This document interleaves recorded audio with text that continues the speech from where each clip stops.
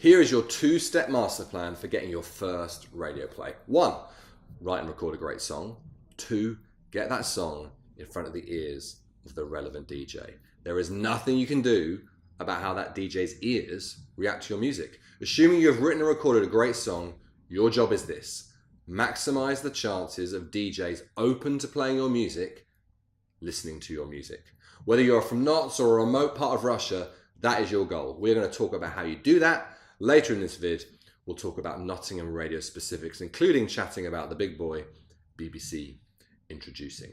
Research and prepare. Starting with R&P step 1, targeting. Sending emails to 200 radio stations wastes your time. Sending CDs to 200 radio stations wastes your time and your money. That applies not just to death metalers, even pop. Most local stations have scary bosses in London who will kick them if they play a piece of unsigned pop music. Sending your demo to 5 targeted, thought-through entities beats randomly spraying all over the UK. Invest your time in targeting these broad areas. 1, broad genre radio shows interested in unsigned new music. 2, radio shows interested specifically in your genre. 3, Nottingham radio shows that play local music. We have details on all 3, including contact details, in the PDF accompanying this video. They are your targets. R&P step 2, listen. Do your research. Listen to your target shows. Contact as a listener, not as a random. It is so much stronger to email in as a listener than someone who is clearly copying and pasting has probably got the presenter name wrong. R&P step 3, establish. Establish how your target show likes to receive music.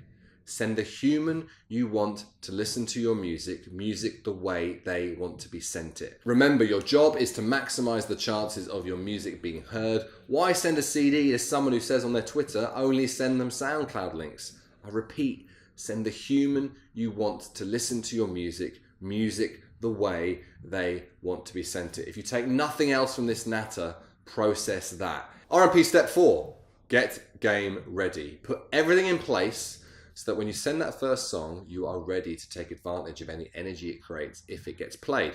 If there's no stream or video available, if you don't have gigs lined up, a follow-up track to seize any momentum created, it might make sense to wait till you do. When you are ready, send the track in at least 2 to 6 weeks in advance of the key event. One Extra's Jam Supernova recommends 6 weeks before. BBC Introducing in the East Midlands say 2 weeks. Words and music. The right words increase your chances of getting listened to and of being talked about in detail if you do get played. A great song might not get listened to if the accompanying email is too long, too aggressive, too ego crazy. Remembering your target DJ will be reading over 100 emails a week, maybe over 500 if a national DJ. The dream set of words sent electronically is concise, aim for less than 150 words, contains at least one, that's interesting, such as just got back from touring Poland with a tour van that had a pet big. Contains key facts neatly laid out. The same words in a well laid out format will have more impact than the same words in a messy one. Start in a personalised way. For example, dear Zane, we miss you, your funny accent and your amazing facial hair. Love that techno track you played just before 10.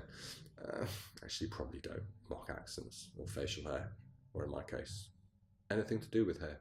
And if it is an email, personalised subject titles increase the chances of the email getting opened in the first place. The right song.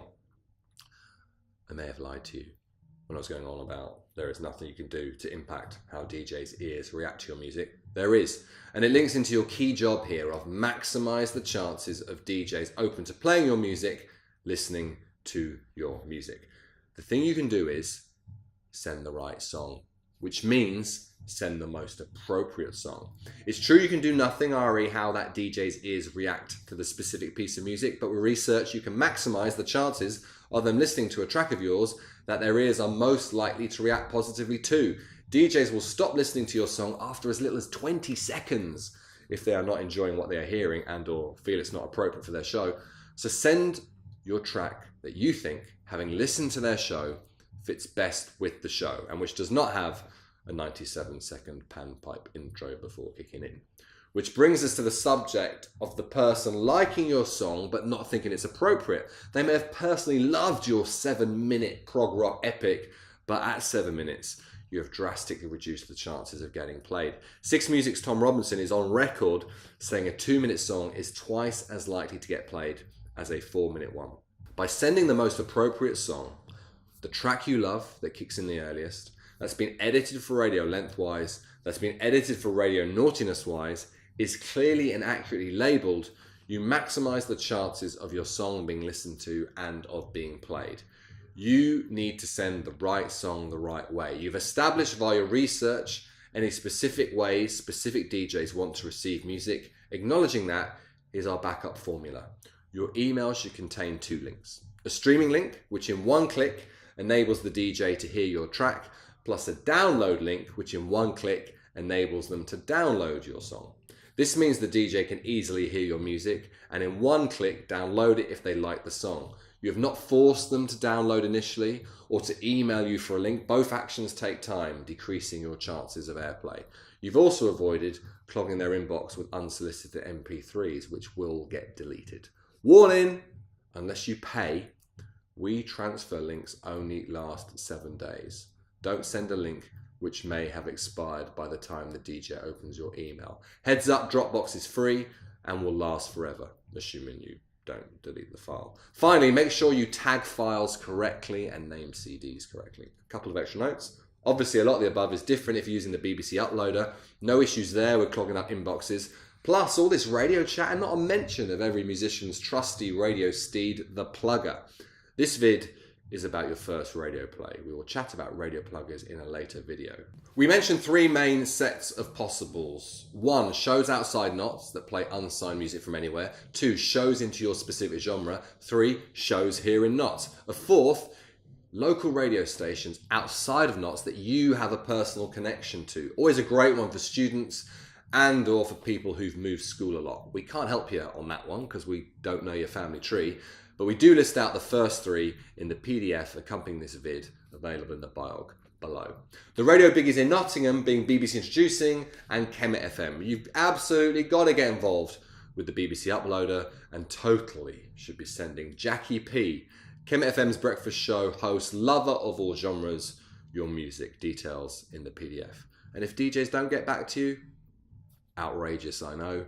Thing is, they're really busy. You can't hurry listening to music unless you can defy physics. There is a limit at how efficient you can get at reading 100 emails a day.